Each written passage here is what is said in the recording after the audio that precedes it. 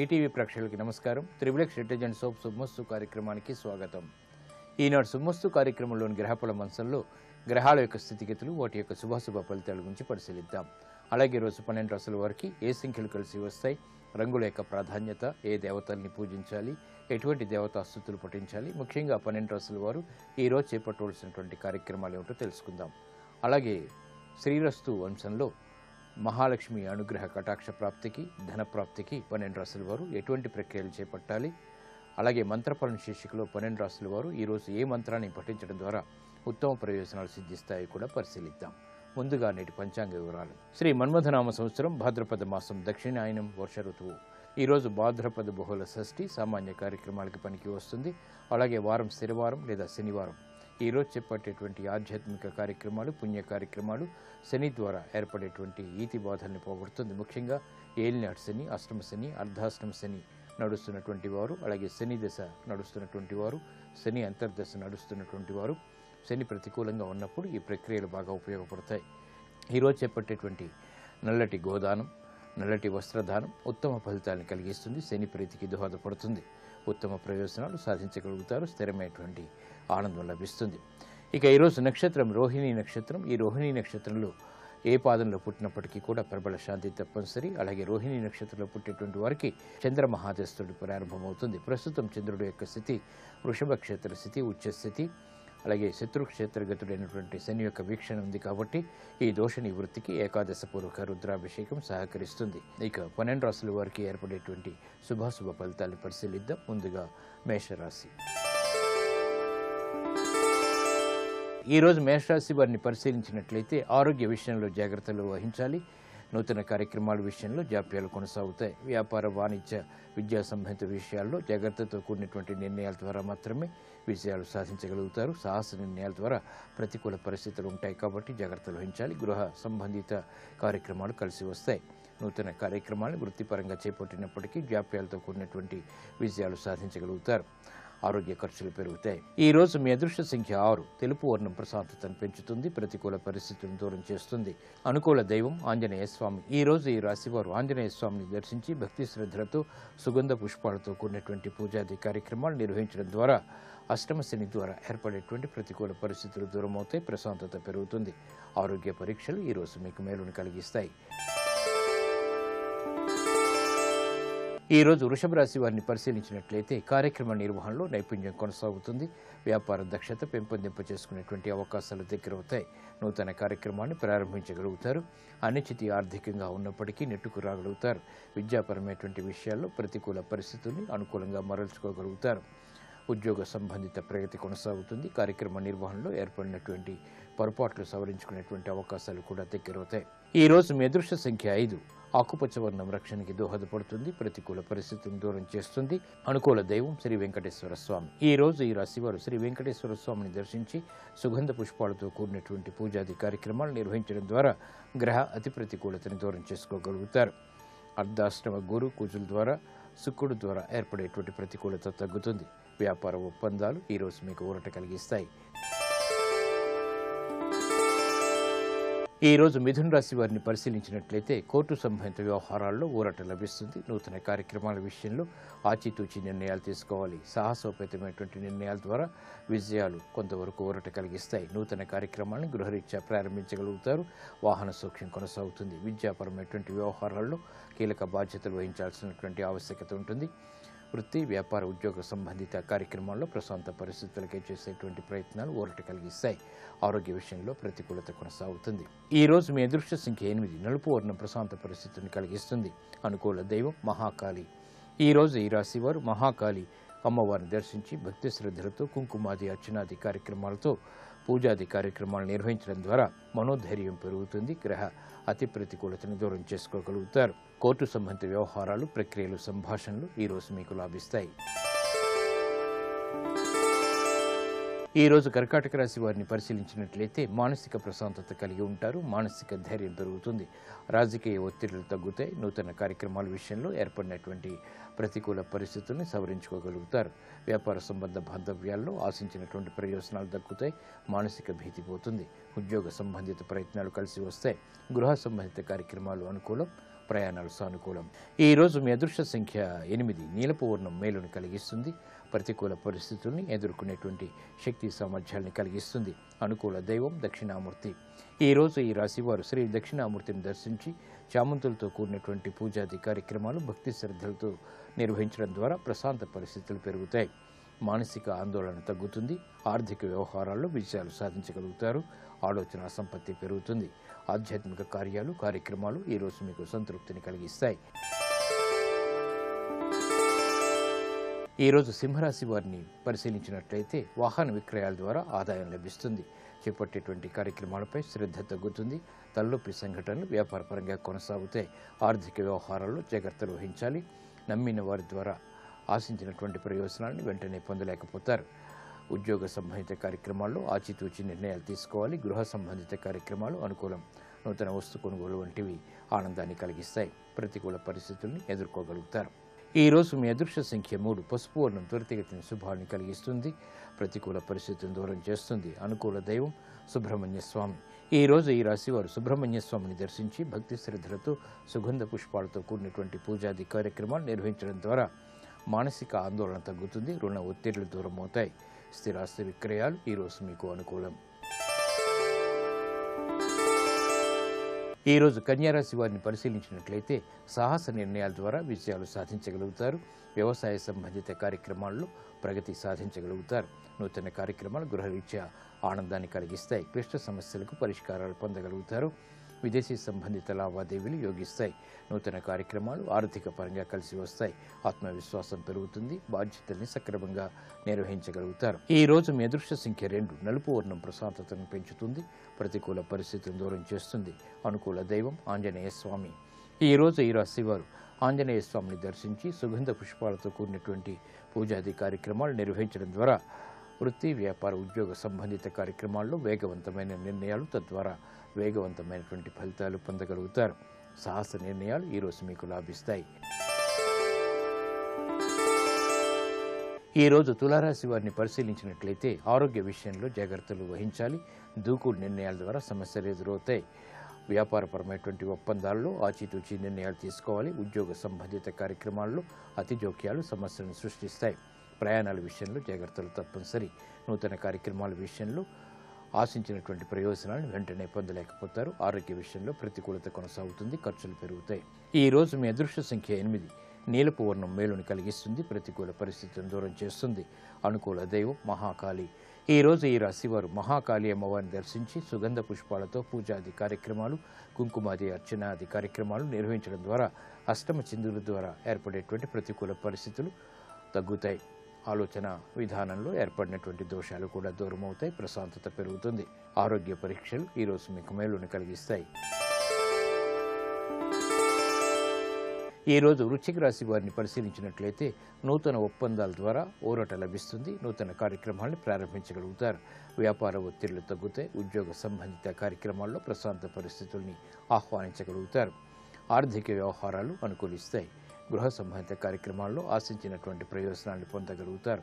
కార్యదీక్ష పెరుగుతుంది. శ్రమ అధికంగా ఉన్నప్పటికీ కార్యక్రమాల్లో ఆశించినటువంటి ప్రయోజనాన్ని పెంపొందింప చేసుకునేటువంటి అవకాశాలను కూడా పొందగలుగుతారు.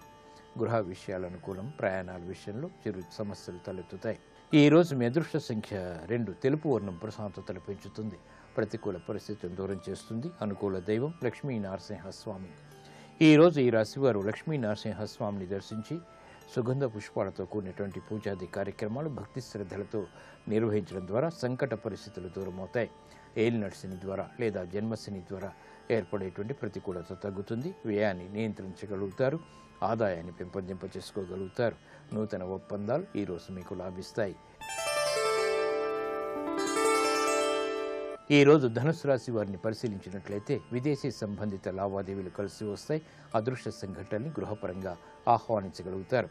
నూతన కార్యక్రమాలు వృత్తిరీత్యా ఆనందాన్ని కలిగిస్తాయి. నూతన వస్తు కొనుగోలు వంటివి ఆనందాన్ని కలిగిస్తాయి. అభివృద్ధికి చేపట్టేటువంటి కార్యక్రమాల్లో ఆటంకాలు దూరమవుతాయి. కార్యదీక్ష పెరుగుతుంది. అభివృద్ధికి చేపట్టేటువంటి కార్యక్రమాలు వ్యాపారపరంగా కూడా కలిసి వస్తాయి. ఆత్మవిశ్వాసం పెరుగుతుంది. గతంలో కన్నా మెరుగైనటువంటి పరిస్థితులు అన్ని రంగాల వారికి ఆనందాన్ని కలిగిస్తాయి. ఈ రోజు మీ అదృష్ట సంఖ్య 8. నలుపు వర్ణం ప్రశాంతతను పెంచుతుంది. ప్రతికూల పరిస్థితులను దూరం చేస్తుంది. అనుకూల దైవం శ్రీ మహావిష్ణువు. ఈ రోజు ఈ రాశివారు శ్రీ మహావిష్ణువుని దర్శించి భక్తి శ్రద్ధలతో సుగంధ పుష్పాలతో కూడినటువంటి పూజాది కార్యక్రమాలు నిర్వహించడం ద్వారా విష్ణు సహస్రనామాన్ని భక్తి శ్రద్ధలతో పఠించడం ద్వారా ప్రశాంత పరిస్థితుల్ని ఆహ్వానించగలుగుతారు. ఆర్థిక విషయాలు దగ్గరవుతాయి. ఏలినాటి శని ద్వారా ఏర్పడేటువంటి వ్యయం నియంత్రించబడుతుంది. విదేశీ సంబంధిత లావాదేవీలు సంభాషణలు ఈ రోజు మీకు లాభిస్తాయి. ఈ రోజు మకర రాశి వారిని పరిశీలించినట్లయితే వ్యాపార ఒప్పందాలు ఊరట కలిగిస్తాయి. ఆరోగ్య విషయంలో జాగ్రత్తలు వహించాలి. స్థిరాస్తి విషయాల్లో జాగ్రత్తలు తప్పనిసరి. నూతన కార్యక్రమాల విషయంలో వేగం తగ్గుతుంది.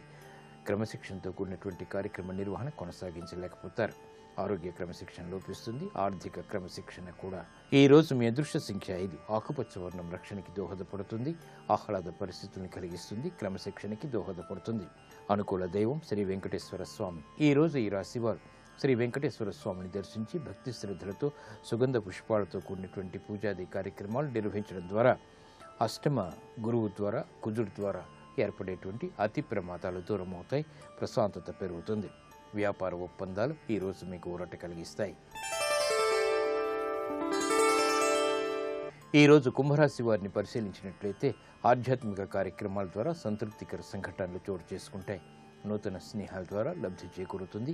సంబంధ బాంధవ్యాలు మెరుగవుతాయి. ఆర్థిక వ్యవహారాల్లో మెరుగైనటువంటి మార్పులు ఆనందాన్ని కలిగిస్తాయి. కుటుంబ సఖ్యత పెరుగుతుంది. ఆశించినటువంటి ప్రయోజనాలు వ్యాపారపరంగా దగ్గరవుతాయి.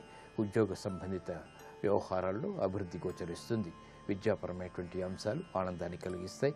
అభివృద్ధికి దోహదపడతాయి. విజయాలను కలిగిస్తాయి. గృహ విషయాల అనుకూలం. ప్రయాణాలు సానుకూలం. ఈ రోజు మీ అదృష్ట సంఖ్య 3. పసుపు వర్ణం త్వరితగతిని శుభాన్ని కలిగిస్తుంది. ప్రతికూల పరిస్థితులను దూరం చేస్తుంది. అనుకూల దైవం శ్రీ దక్షిణామూర్తి. ఈ రోజు ఈ రాశి వారు శ్రీ దక్షిణామూర్తిని దర్శించి చామంతులతో కూడిన సుగంధ పుష్పాలతో కూడినటువంటి పూజాది కార్యక్రమాలు భక్తి శ్రద్ధలతో నిర్వహించడం ద్వారా ప్రశాంత పరిస్థితుల్ని ఆహ్వానించగలుగుతారు. ఐక్యత పెరుగుతుంది. ఆధ్యాత్మిక కార్యక్రమాలు కార్యాలు ఈ రోజు మీకు సంతృప్తిని కలిగిస్తాయి. ఈ రోజు మీనరాశి వారిని పరిశీలించినట్లయితే విదేశీ ప్రయాణాలు అనుకూలిస్తాయి. ఆశించినటువంటి ప్రయోజనాలను కలిగిస్తాయి. కోర్టు సంబంధిత వ్యవహారాల్లో విజయాలు సాధించగలుగుతారు. శత్రు భీతి పోతుంది. సంబంధ బాంధవ్యాలు మెరుగవుతాయి. యుక్తితో కూడినటువంటి కార్యక్రమ నిర్వహణ వ్యాపారపరంగా ఆనందాన్ని కలిగిస్తుంది. శత్రువులు మిత్రులవుతారు. కార్యక్రమ నిర్వహణలో నైపుణ్యం పెరుగుతుంది. ఆశించినటువంటి ప్రయోజనాలు ఆర్థికంగా దగ్గరవుతాయి. శ్రమ తగ్గుతుంది. ఈ రోజు మీ అదృష్ట సంఖ్య 5. ఆకుపచ్చ వర్ణం రక్షణకి దోహదపడుతుంది. ఆహ్లాద పరిస్థితుల్ని కలిగిస్తుంది. అనుకూల దైవం శ్రీ మహావిష్ణువు.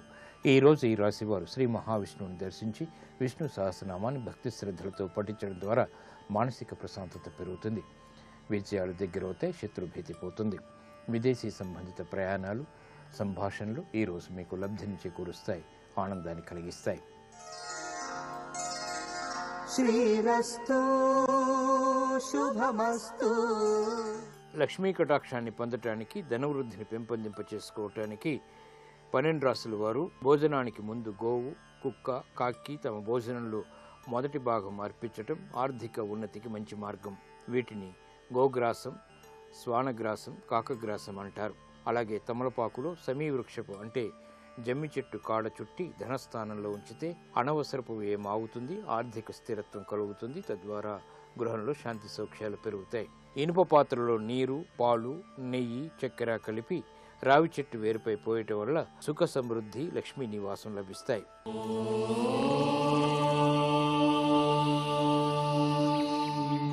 ఆర్థిక వ్యవహారాల్లో సమస్యలు దూరం చేసుకోవటానికి, గృహ సంబంధిత ప్రతికూలతను తగ్గించుకోవటానికి ఈ రోజు 12 రాశుల వారు ఓం శనేశ్వరాయ నమః అనేటువంటి మంత్రాన్ని 11 సార్లు మనస్ఫూర్తిగా మనసారా స్మరించడం ద్వారా ప్రశాంత పరిస్థితుల్ని ఆహ్వానించగలుగుతారు.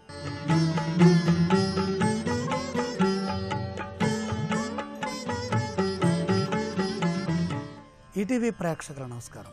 XXX డిటర్జెంట్ సోప్ శుభమస్తు కార్యక్రమంలో శుభనక్షత్రం అంశానికి స్వాగతం. ప్రధానంగా శనివారము షష్ఠి వ్యతిపాత కలిసినప్పుడు జాగ్రత్తలు అధికంగా తీసుకోవాలి. మనం ఏమాత్రం అజాగ్రత్తగా ఉన్నా ఇబ్బంది కలుగుతుంది. అది మానసిక విఘ్నం కావచ్చు, శారీరక భౌతిక విఘ్నాలు కావచ్చు. కాబట్టి మాట్లాడేటప్పుడు, పనులు చేసేటప్పుడు, ప్రయాణాలు చేసేటప్పుడు అతి జాగ్రత్త అవసరం. నిత్య కార్యక్రమాల్లో వెంకటేశ్వర స్వామి వారిని స్మరించడం, అలాగే సుబ్రహ్మణ్యేశ్వర స్వామి వారిని ప్రార్థన చేసి పూజ చేసుకొని వారి నామాల్ని తలుచుకొని కనుక కార్యక్రమాలు ప్రారంభిస్తే మంచి జరుగుతుంది. ప్రత్యేకంగా పనులు ప్రారంభించేటప్పుడు మాత్రం షష్ఠి ఉండకూడదు. నిత్య జీవితంలో చేసేటటువంటి కొనసాగింపు పనులన్నీ కూడా చేసుకోవచ్చు. గతంలో ప్రారంభించిన పనులు ముందుకు వెళ్ళే క్రమంలో మనం కొనసాగింపుగా పనులు ప్రారంభించవచ్చు, కానీ ఈ రోజునే సంకల్పాలు ప్రారంభం చేయరాదు. ఒకవేళ కనుక అలా చేసినట్లయితే షష్ఠి శనివారం రెండు కలవటం, ఈ శనివారం రెండు విధాలుగా ఉంటుంది. మంచికి సంకేతంగా ఉంటుంది, ఇటు చెడుకు సంకేతంగా ఉంటుంది. వెంకటేశ్వర స్వామి వారికి సంబంధించినటువంటి శనివారంగా భాసిల్లుతున్నప్పుడు సప్తమి ఘడియలు, దశమి తిథి, ఇలాంటి పంచమి తిథి, ఇలాంటి మంచి తిథులు వచ్చినప్పుడు ఈ శనివారం విశేషమైన శుభాన్ని ఇస్తూ ఉంటుంది.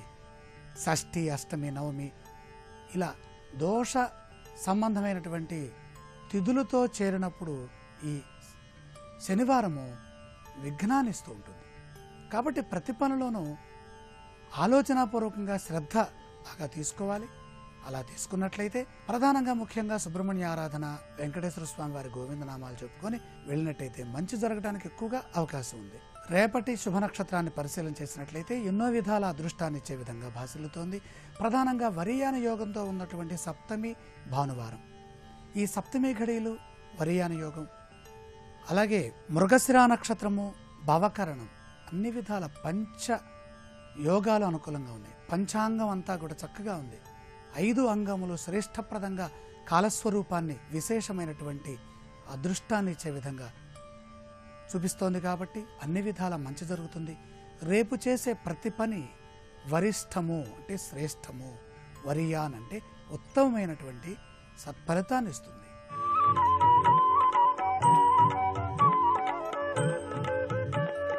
జన్మతిథి జాతక చక్ర వంశానికి స్వాగతం.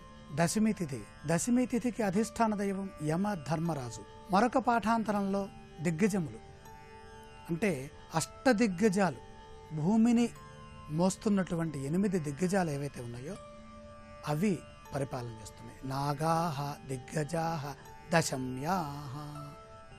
నాగాహ, ఈ నాగశబ్దానికి ఏనుగులనే అర్థం ఉంది కాబట్టి ఈ అష్టదిగ్గజాహ అనే వ్యాఖ్యానకర్తలు రాశారు. మరొక పాఠాంతరంలో దశమి అంతకః, అంతకుడు అంటే యముడు. ధర్మదశమి అని కూడా పేరుంది, ధర్మదేవత అని పేరు. ఈ ధర్మదేవతకే యముడు అని మరొక పేరు, యమ ధర్మరాజు. మనం అనుకుంటుంటాం కొన్ని సందర్భాల్లో ధర్మదేవత అంటే ఏదో ఆవిడ అబల, ఆవిడని మనం కాపాడాలి, ధర్మో రక్షత రక్షిత, ధర్మాన్ని మనం కాపాడితే ధర్మం మన్ని కాపాడుతుందని. కానీ శాస్త్రాన్ని పరిశీలన చేస్తే ధర్మ శబ్దానికి ఈ యముడు అధిష్టానంగా ఉన్నారు. ఆయన సత్యవాది, ధర్మనిష్ట, యమనియమాసన ప్రాణాయామ ప్రత్యాహార ధ్యాన సమాధి అష్టాంగ నిరతుడు, 8 రకాలుగా ఆయన విశేషమైనటువంటి పాలన చేస్తూ ఉంటారు. అధికం కాకుండా తక్కువ కాకుండా కాపాడేటటువంటి దైవం. దశమి తిథి ధర్మానికి, ధార్మిక చింతనకి, ధర్మబుద్ధికి సంకేతం. దశమిలో జన్మించామా చాలు ఉత్తములవుతాము, ఉన్నతమైనటువంటి వంశాన్ని కలిగి ఉంటాము, వంశ కుల దీపకులై ఉంటారు వాళ్ళు. ఆ వంశంలో ఆ జన్మించినటువంటి ఆ తరాలన్నీ కూడా శ్రేష్టమైనటువంటి శుభాన్ని పొందుతాయి, గొప్ప వ్యక్తులుగా భాసిల్లుతారు. దశమిలో పుడితేనే చాలు సమస్తమైన విజయాలు వస్తాయి. జాతక బలంలో ప్రధానంగా తిథి మహిమ ఇక్కడే బయటపడుతుంది. గ్రహ బలాన్ని మరింతగా పెంచే క్రమంలో చంద్రుడి యొక్క తిథి కూడా చూడమంటుంది శాస్త్రం. జాతకంలో చంద్రబలం ఉంది. ఈ దశమిలో జన్మించిన వారి లక్షణాలను పరిశీలన చేసినట్లయితే దశమ్యాంజాయతే మర్త్యో లోకే వ్యాపారకో విదః కళాశాస్త్రేషు కుశలవాది కుశల సత్యవాది దృఢవ్రత. సకల కళల యందు కూడా శాస్త్ర పరిజ్ఞానాన్ని సకల కళల యందు, సకల శాస్త్రాల యందు పండితులై నిష్ణాతులై ఉండటమే కాకుండా విశేషమైనటువంటి సత్యవాది దృఢవ్రత, సత్యనిష్ట, దృఢమైనటువంటి సంకల్పసిద్ధి, చైతన్యవంతమైనటువంటి ఆలోచనా విధానము, ధార్మిక చింతన కలిగి ఉంటారు. రేపటి జన్మతిథి జాతక చక్ర వంశంలో ఏకాదశి తిథిలో ఆచరించదగినటువంటి శుభ కార్యక్రమాలేంటో పరిశీలన చేద్దాం.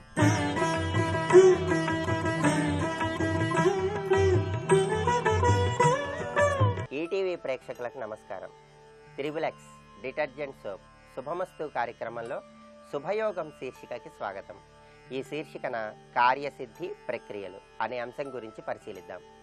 దైనందిన జీవితంలో ఆర్థిక వ్యవహారాలలో ఇబ్బందులు ఎక్కువగా ఉన్నటువంటి తరుణంలో ఆర్థిక వ్యవహారాల్లో విజయాన్ని పొందటం కోసం ప్రతి బుధవారం శ్రీ మహావిష్ణువుని తులసి దళాలతో పూజిస్తూ ఓం దామోదరాయ నమః అనే మంత్రాన్ని జపిస్తూ విష్ణుమూర్తి ప్రీతి కోసం స్వామివారికి తీపి పదార్థాలు నివేదించి ఆ తీపి పదార్థాలు కుటుంబంలో సభ్యులందరూ ప్రసాదంగా స్వీకరించాలి. ఇలా చేస్తే ఆర్థిక వ్యవహారాలలో చక్కటి విజయాన్ని పొందవచ్చు. అలాగే ఎవరైనా సరే కుజదోషంతో సతమతమైపోతూ ఉన్నట్లయితే కుజదోషం వల్ల కలిగే ఇబ్బందుల నుంచి సులభంగా బయటపడటానికి మంగళవారం నాడు నెమలి వాహనం మీద ఉన్నటువంటి సుబ్రహ్మణ్యేశ్వర స్వామి వారి చిత్రపటం ముందు ఆవు నెయ్యితో, నువ్వుల నూనెతో, కొబ్బరి నూనెతో ఈ మూడింటితో 3 దీపాలు వెలిగించి సుబ్రహ్మణ్యేశ్వర స్వామికి పాలు నివేదించాలి. స్వామికి నివేదించినటువంటి ఆ పాలను ప్రసాదంగా స్వీకరించాలి.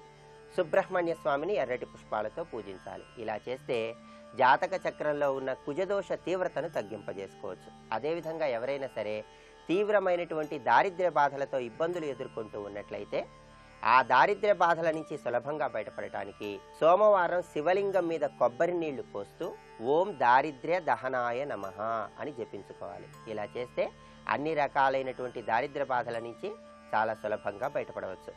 అలాగే రుణ బాధలు ఎక్కువగా ఉన్న వాళ్ళు ఎవరైనా సరే రుణ బాధల నుంచి సులభంగా బయటపడటానికి, అప్పుల విషవలయం నుంచి బయటపడటానికి శుక్రవారం నాడు తులసి చెట్టు మొదట్లో లేదా తులసి చెట్టు దగ్గర లక్ష్మీదేవి చిత్రపటాన్ని ఉంచాలి. ఆ లక్ష్మీదేవి చిత్రపటం ముందు 3 ఒత్తులు వేసి ఆవు నెయ్యితో దీపం పెట్టాలి.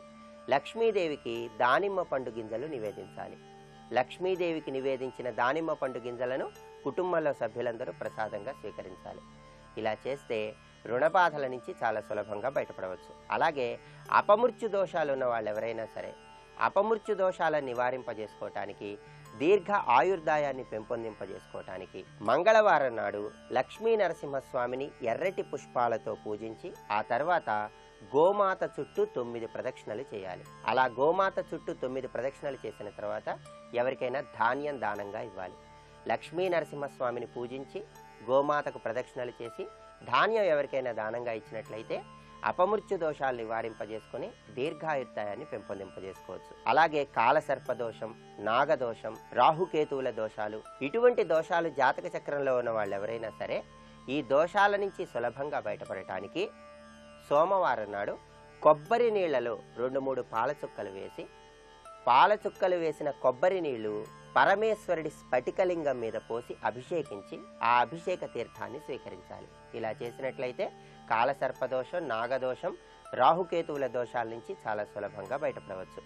అదేవిధంగా మీరు చేస్తున్న వృత్తిలో గుర్తింపు, ఉన్నతి పొందటానికి, ప్రగతిని సిద్ధింపజేసుకోవటానికి శనివారం నాడు శనీశ్వరుడి దగ్గర ఒక మట్టి ప్రమిదను ఉంచి ఆ మట్టి ప్రమిదలో నువ్వుల నూనె పోసి జిల్లేడు ఒత్తులు వేసి దీపం పెట్టి ఓం శం శనయే నమః అని జపించాలి. ఇలా చేస్తే శనీశ్వరుడి అనుగ్రహం ద్వారా మీరు చేస్తున్న వృత్తిలో విశేషమైన పురోభివృద్ధిని సాధించవచ్చు. ఇంకా కార్యసిద్ధికి సంబంధించిన మరిన్ని ప్రక్రియలను గురించి వచ్చే శనివారం శుభమస్తు కార్యక్రమంలో శుభయోగం శీర్షికన తెలుసుకుందాం.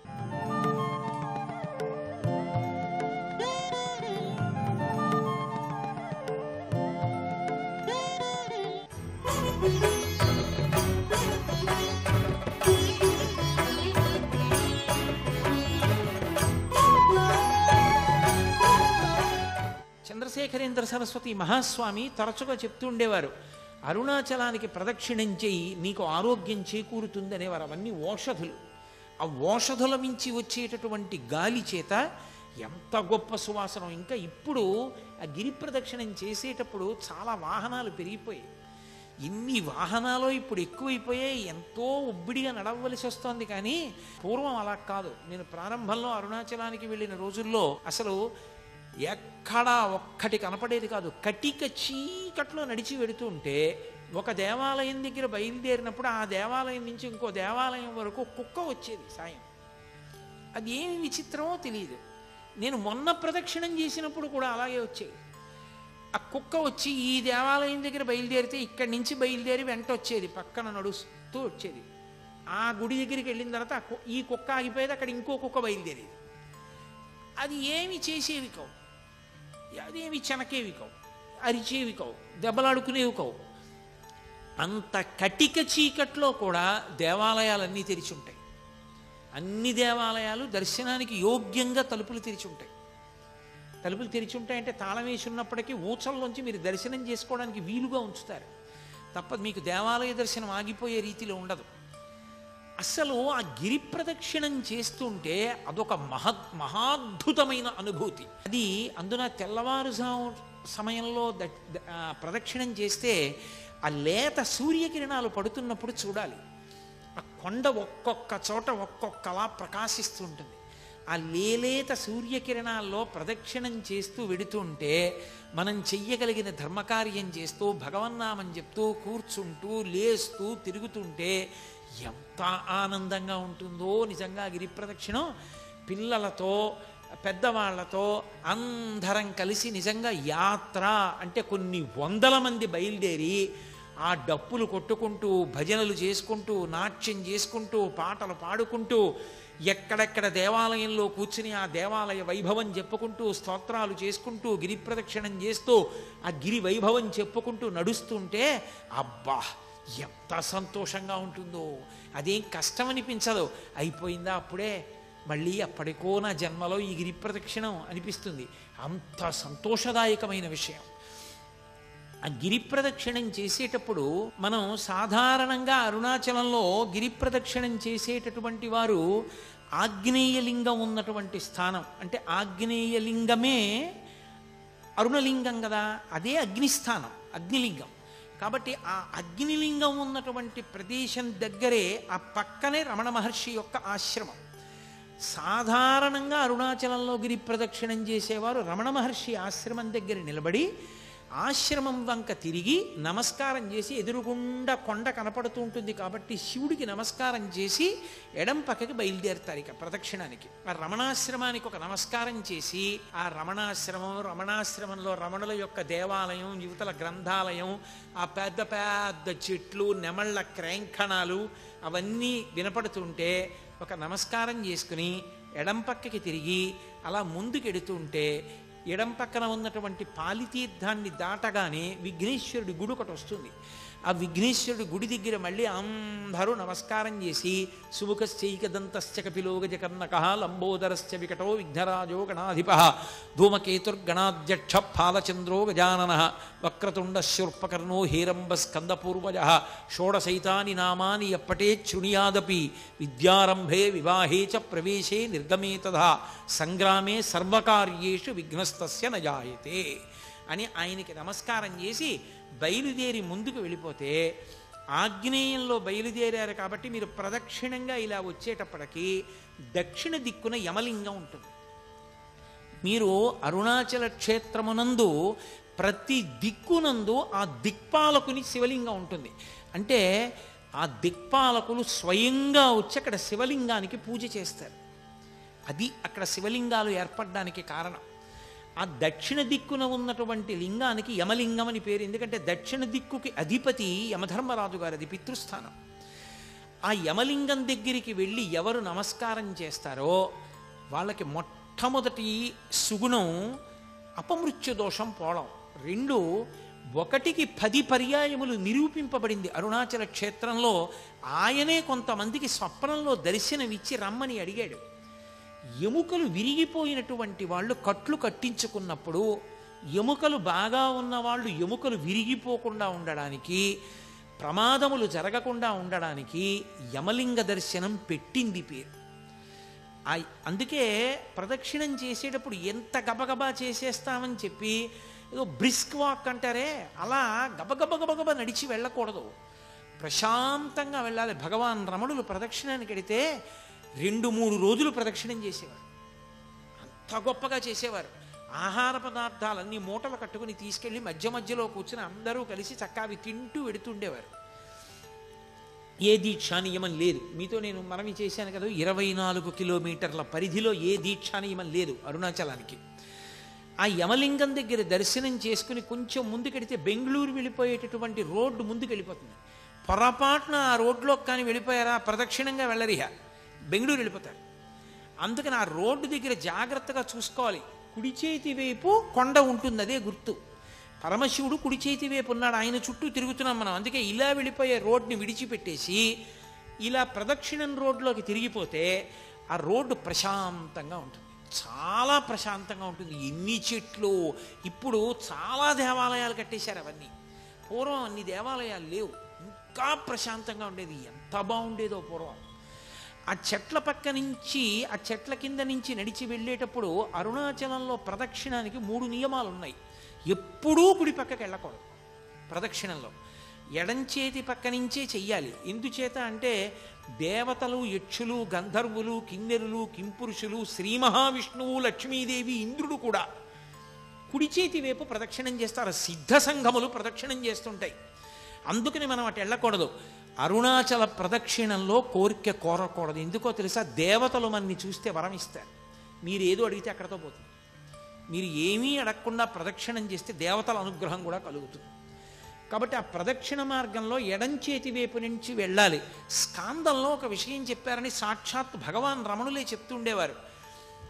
అరుణాచల గిరి ప్రదక్షిణం చేసేటప్పుడు ఎవరికైనా దెబ్బ తగిలి కొంచెం నెత్తురు కారితే వెంటనే ఆ నెత్తురు దేంతో తుడుస్తారంటే దేవేంద్రుడి మెడలో ఉండేటటువంటి మందారమాలలో ఉన్న మందార పువ్వుని నలిపి ఆ మందార గంధంతో, ఆ మందార ముద్దతోటి కట్టుకడతారు. అది కూడా సాక్షాత్తుగా లక్ష్మీదేవి ఒంటికి రాసుకునేటటువంటి పసుపు తీసి అమ్మవారు అక్కడ ముద్ద పెడుతుంది. కాబట్టి అంత గొప్పది ఆ ప్రదక్షిణం. ఆ ప్రదక్షిణంలో వెళ్ళేటప్పుడు అందుకే ఎడమ చేతి వైపు మాత్రమే నడుస్తారు. నడుస్తూ వెళ్ళిపోతున్నప్పుడు ఆ యమలింగాన్ని దాటిపోయిన తర్వాత కొంచెం ముందుకు వెళ్ళిపోతే, మనం దక్షిణ దిక్కుని దాటాం కాబట్టి ఇలా వచ్చేస్తే నైరుతి. నైరుతిలో శివలింగం ఉంటుంది, అది రోడ్డు మీద కనపడదు. మీరు కొంచెం లోపలికి వెళ్ళాలి, లోపలికి వెళితే కనపడుతుంది. కాబట్టి అదిగో ఆ నైరుతి లింగం తపోస్థానం. అక్కడ మనసు తొందరగా నిలబడుతుంది. శ్రీశైల పర్వత గుహలో ఎలా నిలబడుతుందో నైరుతి లింగం దగ్గర మనసు అలా నిలబడుతుంది. అంత గొప్ప తపోభూములు అవి. ఆ నైరుతి లింగం దగ్గర కావ్యకంఠ గణపతి ముని కూర్చుని తపస్సు చేశారు. ఆ నైరుతి లింగాన్ని దర్శనం చేసుకుని అలా ముందుకు వెళ్ళిపోతుంటే కేవలం 8 దిక్కులలో ఉన్న లింగాలే కాకుండా సూర్యలింగం, చంద్రలింగం కూడా కనపడతాయి మీకు. ఈ సూర్యలింగం, చంద్రలింగం కాకుండా నైరుతిని దాటిపోయిన తర్వాత పశ్చిమలింగం, ఆ పశ్చిమలింగమే ఆది అన్నామలై. అది ప్రదక్షిణం రోడ్లో ఉండదు. ప్రదక్షిణం రోడ్లోంచి మీరు మళ్ళీ కొండ వైపుకి ముందుకు రావాలి. అంటే పశ్చిమ దిక్కుకు వెళ్ళి తూర్పు దిక్కుగా ముందుకు వస్తే కొండకి దగ్గరలోనే చాలా పెద్ద దేవాలయం ఉంటుంది. ఆది అన్నామలై అని అది బ్రహ్మగారు ప్రతిష్ఠ చేశారు. ఆ ఆది అన్నామలైలో మీరు ప్రదక్షిణం చేసేటప్పుడు జాగ్రత్తగా గమనించాలి. అక్కడ మీకు బహుబిల్వ వృక్షం కనబడుతుంది. ఆ ఆది అన్నామలైలో బహుబిల్వాన్ని మీరు తప్పకుండా చూడాలి. బహుబిల్వం అంటే కేవలం 3 ఆకులతో ఉండదు. ఒక పెద్ద దళం ఉండి 5 దళాలు ఒకే దళానికి ఉంటాయి. 5 మూడేసి ఆకులు ఉన్న దళాలు ఒకే దళాన్ని అంటిపెట్టుకుని ఉంటాయి. ఇలాగా అది బహుబిల్వ దళం అంటారు. ద్రవిడ దేశంలో దాంతో శివుణ్ణి ఆరాధన చేస్తారు. విశేష ఫలితం. ఆ బహుబిల్వ వృక్షం పెద్ద వృక్షం ఉంటుంది. అద్భుతమైన దేవాలయం ఆది అన్నామలై. అక్కడ కూర్చుంటేనే భగవాన్ రమణులకు కువలయ యోగి అని ఒక యోగి, ఆ యోగికి ఆ అరుణాచలంలోంచి బ్రహ్మాండమైనటువంటి ఓంకారనాదాలు వినపడేవి. ఆ ఆది అన్నామలై దగ్గర నుంచి మళ్ళీ దాటి ముందుకు వెళ్ళిపోతుంటే భగవాన్ బ్రిడ్జ్ అని ఉంటుంది. భగవాన్ బ్రిడ్జ్ అంటే రమణ మహర్షి ప్రదక్షిణం చేసేటప్పుడు తన అంత్యవాసులందరితో కలిపి ఆ బ్రిడ్జ్ మీద కూర్చుని మళ్ళీ అరుణాచల వైభవం గురించి అవి కొన్ని మాటలు చెప్తూ ఉండేవారు. అందుకని దానికి భగవాన్స్ బ్రిడ్జ్ అని పేరు. అక్కడ ఆగి కొంచెం ముందుకు వెడితే అక్కడ మనకి మనం నైరుతి ఆగ్నేయంలో బయలుదేరి దక్షిణానికి వచ్చి, దక్షిణాన్ని నుంచి నైరుతికి వచ్చి, నైరుతి నుంచి పశ్చిమానికి వెళ్ళి, పశ్చిమాన్ని నుంచి ఇలా వస్తే వాయవ్యం, వాయవ్యలింగం ఉంటుంది. ఆ వాయులింగాన్ని దర్శనం చేసేటప్పుడే మీకు గమ్మత్తు ఉంటుంది. ప్రదక్షిణం ఎడంచేతి వీంపు నుంచి వెడుతూ ఇలా కుడి పక్కకు వస్తే, కొండ పాదం వైపుకు వస్తే అక్కడే పంచశిఖర దర్శనము అని ఉంటుంది. ఆ పంచశిఖర దర్శనం చేసినప్పుడు 5 శిఖరములు కనపడతాయి. అవి పంచభూతములు అంటారు. అవే ఇందాక నేను మనవి చేసినట్టుగా పార్వతీ పరమేశ్వర వినాయక సుబ్రహ్మణ్య నందీశ్వరులు 5 శిఖరములుగా ఉన్నారు అంటారు. 5 శిఖరములు చక్కగా వరుస క్రమంలో కూర్చున్నట్లు కనపడతాయి. మీరు రాత్రి ప్రదక్షిణం చేస్తుంటే ఎంత అర్ధరాత్రి వెళ్ళండి, అక్కడ ఉన్న 2 సమాధులు ఉన్నాయి. అక్కడ అవి మహాభక్తులైనటువంటి వారివి. అక్కడికి దగ్గరలో ఉన్న చోట ఒక వ్యక్తి తిరుగుతూ ఉంటాడు. మీరు ఆయన్ని జాగ్రత్తగా గమనించి పిలిచి అడిగితే ఒక పావలా కాసు కూడా ఎవ్వరు అడగరు మిమ్మల్ని. ఆ ప్రదక్షిణం చేసేటప్పుడు ఏ గుళ్ళో ఎవ్వరూ అడగరు. ఆయన అరుణాచలం వైపుకి తిరిగి ఆ పంచశిఖరముల వైపుకి తిరిగి శంఖాన్ని పూరిస్తాడు. మీరు విని తీరాల శంఖనాదం అలా పూరిస్తాడు ఆయన. నేను ఎప్పుడు గిరి ప్రదక్షిణం చేసినా ఆయన కోసం వెతుకుతూ ఉంటాను. ఆయన ఎప్పుడు అక్కడ శంఖాలు ఉంటే ఆయన్ని పిలిచి అయ్యా ఒక్కసారి శంఖం పూరించరా అని అడిగితే మీరేమైనా ఇస్తారని కూడా ఆయన చూడ్డు. అసలు వెంటనే శంఖం పట్టుకొచ్చి అటు తిరిగి చేస్తాడు. రాత్రివేళ ప్రదక్షిణం చేస్తున్నప్పుడు ఆ శంఖధ్వని వినపడుతుంటే ఆ శిఖరాల వంక చూస్తుంటే ఒళ్ళు గగుర్పాటు చెందుతుంది. అలా ఉంటుంది. మోక్షద్వారము అంటుంటారు, అది మునిద్వారమని. అందులోంచి బయటికి వచ్చి చూడాలి ఆ పంచశిఖరాల్ని అంటారు. సర్వం శ్రీ ఉమామహేశ్వర పరబ్రహ్మార్పణమస్తు. స్వస్తి. నిజంగా ఈశాన్యలింగం ఈశాన్యలింగమే. ఈశాన సర్వ విద్యానాం ఈశ్వర సర్వభూతానాం బ్రహ్మాధిపతి బ్రహ్మణోధిపతి బ్రహ్మా శివో మే అస్తు సదాశివోం అని సదాశివుడు. అంటే ఆయనకి ఎప్పుడూ కోపం ఉండదు, కోపం నటిస్తాడంతే ఆయన ఎప్పుడైనా.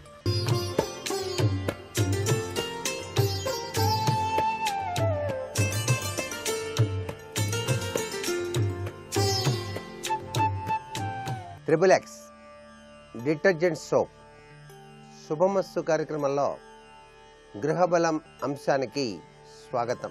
మానవ జీవితంలో ప్రతి ఒక్కరూ కూడాను ఎంతో కష్టపడుతూనే ఉంటారు. కొంతమందికి ఎంత కష్టపడ్డప్పటికీ కూడాను ధనాదాయం సరిగా లేక ఇక్కట్లకు గురి అయ్యేటువంటి పరిస్థితులు అధికంగా ఉంటాయి. ఎంత కృషి చేస్తున్నప్పటికీ కూడాను ఆర్థిక ఇబ్బందులు, కలిసి రాకపోవటం ఇత్యాది సంఘటనలు జరగడానికి కారణం గ్రహచార రీత్యా శని దోషం అని చెప్పేసి చెప్పవచ్చు. ధనాదాయ ప్రాప్తి కోసం, శనిగ్రహ దోష నివృత్తి కోసం ప్రతివారు కూడాను ఆచరించవలసిన నియమాలు గృహ బల రీత్యా కూడా ప్రతి ఒక్కరూ కూడా గుర్తుపెట్టుకోవాల్సిన పరిస్థితి ఎంతైనా ఉంటుంది.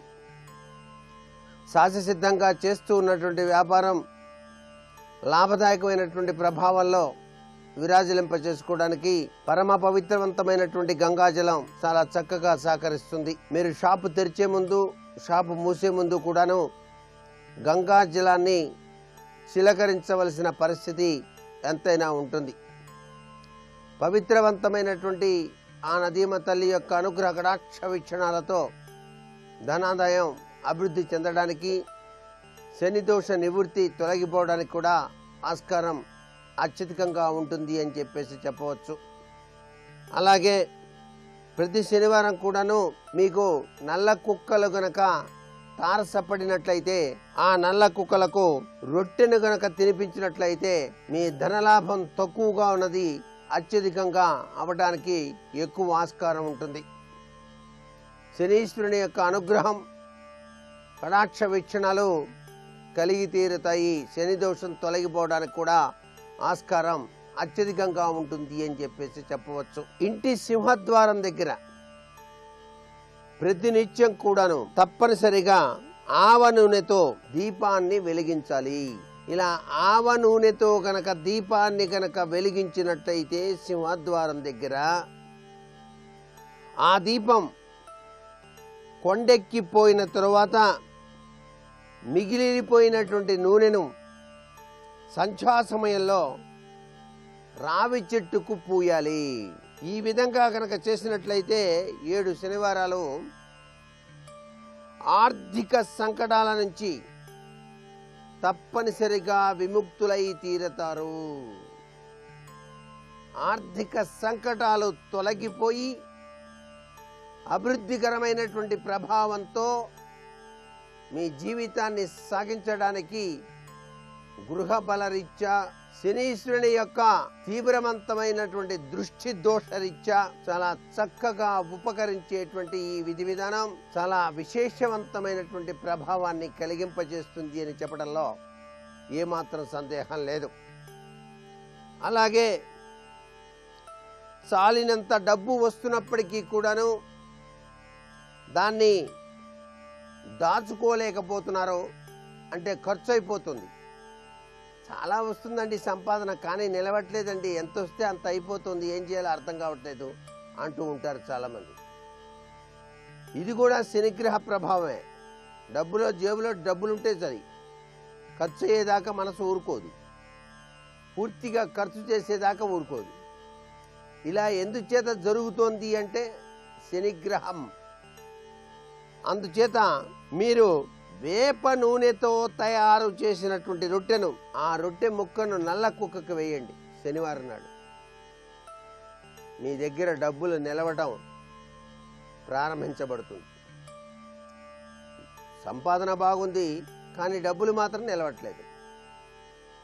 అలా నిలవకపోతే ఈ యొక్క విధి విధానం సర్వత్రా శుభదాయకంగా ప్రతి ఒక్కరికి కూడాను ఉపకరిస్తుంది అని చెప్పేసి చెప్పవచ్చు. అలాగే హాయిగా రోజు ఆ స్థితిపతి అయినటువంటి గణేశునికి చిన్న లడ్డు, బూందీ లడ్డు అయినా సరే, రవ్వ లడ్డు అయినా సరే, బెల్లం లడ్డు అయినా సరే, ఏ లడ్డు అయినా సరే గణేశునికి నైవేద్యంగా సమర్పించండి. అట్లా కొన్ని రోజులు అనుకోండి, నేను ఇన్ని రోజులు గణేశుడికి లడ్డు సమర్పిస్తాను అని చెప్పేసి చక్కగా పూజ చేసి ఆ స్వామివారికి లడ్డూను నైవేద్యంగా సమర్పించండి. ఆ లడ్డూను నైవేద్యంగా పెట్టిన తర్వాత మీరు నడిపేటువంటి వ్యాపార స్థలానికి వెళ్ళి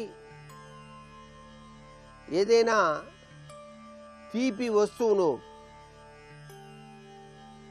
దేవాలయంలో ఇవ్వటం చాలా శుభదాయకవంతమైనటువంటి ప్రభావాన్ని ఇస్తుంది. ఇలా చేస్తే ధనలాభం చేకూరుతుంది. మీరు ఎన్ని రోజులైతే అనుకుంటారో అన్ని రోజులు నిష్ఠగా చేయవచ్చు. అది మనస్సంకల్పమస్తు అని చెప్పేసి, మనస్సు సంకల్పం గొప్పదైనప్పుడు భగవంతుని యొక్క అండదండలు ఎప్పుడూ ఉంటాయి అని చెప్పేసి శాస్త్రం. అందుచేత దైవ చింతన కలిగినటువంటి వ్యక్తి జీవితంలో అదృష్టం అనేటువంటిది తప్పనిసరిగా వచ్చి తీరటానికి ఆ స్వామివారు కూడా సహకరిస్తాడు.